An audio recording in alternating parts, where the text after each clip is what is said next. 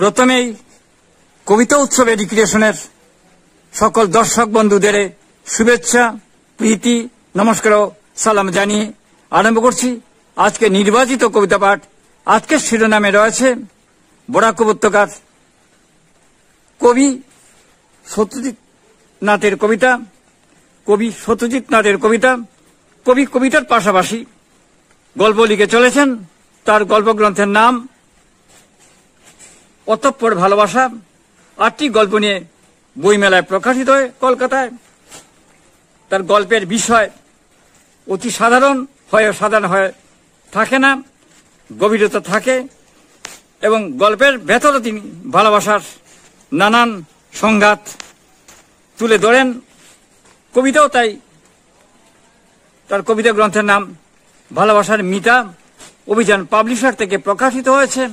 গল্পগ্রন্থটি সাতকাহন প্রকাশনী থেকে প্রকাশিত হয়েছে অতঃপর ভালোবাসা গ্রন্থটি। তাহলে আজকের পর্বের কবির কবিতা পড়ে নিচ্ছি। কবি সত্যজিৎ নাথের কবিতা পড়ে নিচ্ছি। কবিতার শিরোনাম ঠিকানা।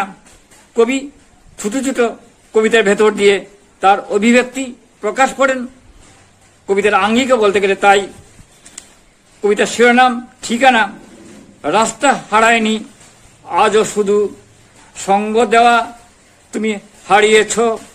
কষ্ট দাওনি হয়তোবা, আমার কষ্ট তো বুঝনি এখনো, তাই পড়িয়ালি আমি প্রেমের আকাশে মুক্ত আনাগুনা অনিকেত হয়ে খুঁজে ফিরি আমার বহু কাঙ্ক্ষিত ঠিকানা। এখনো তাই পড়িয়ালি আমি প্রেমের আকাশে মুক্ত আনাগুনা অনিকেত হয়ে খুঁজে ফিরি আমার বহু কাঙ্ক্ষিত ঠিকানা। কবি সত্যজিৎ নাথের কবিতা পড়ে নিচ্ছি। কবিতার শিরোনাম বসন্ত এলো। কবি সত্যজিৎ নাথ। আমার বুকের ভেতরে ছড়িয়ে গেছে ভালোবাসার বীজ, হৃদয়ের কর্ষণ শেষে বসন্ত এই এলো বলে। এসো তুমি চোখের পাতায়, ঠোঁটের মাঝখানে শব্দ হয়ে সবুজের স্বপ্ন নিয়ে বসন্ত এই এলো বলে। এসো তুমি চোখের পাতায়, ঠোঁটের মাঝখানে শব্দ হয়ে সবুজের স্বপ্ন নিয়ে বসন্ত এই এলো বলে। এতক্ষণ কবি সত্যজিৎ নাথের কবিতা পড়ে শোনালাম। কবিতা উৎসব এডুকেশন অনুষ্ঠান আপনারা দেখুন, শুনুন, আমাদের পাশে থাকুন।